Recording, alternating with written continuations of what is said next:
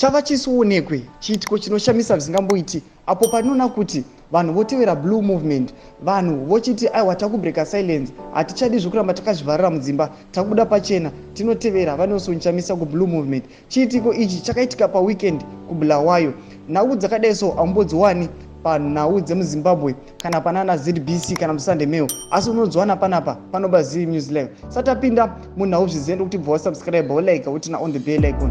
Notunako kuti vamiririri vanosonjamisa muBulawayo vanoposta vachiti blue momentum in the blues or skies keeps growing.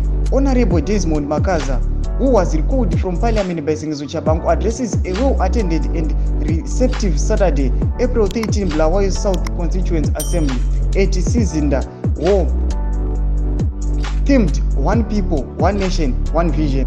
Ndo mashoko ari kutaurwa aiwa nemunhu akarikolewa muparliament aiwana naTSHABANGU achiti aiwa tikuona kuti there is a certain increase mumafollowers kana mumasupporters eblue movement, notikuona kuti vanhu vari kutoramba vachitofollowa vachiti aiwa zvanaTSHABANGU izvo hatichaiti. Saka unoona kuti vamwe vanonyora vachiti with the blue attendance increase, Bulawayo Ward 9 Councillor Donald Maputo, recalled from the city of Bulawayo deputy mayor position by TSHABANGU, is called for future Bulawayo South constituent assemblies to be held at Makokoba Stanley Square, which is a far bigger venue. Ndo mashoko avari kuda vachitaura vachiti aiwa isu takarikolewa tese taunganidza vanhu varoradza kuti vari kutouya zvana TSHABANGU zvana TSHABANGU havachateereri. Muri Zimbabwe chimbotiudzai munoti kudii pamusoro pechiitiko chaitika muBulawayo ichi. Bulawayo tikunoti yajamuka. Pinda mucomment section medu tidze mafunguro enyu, musangano wa subscribe kulike chinokutina on the bell icon.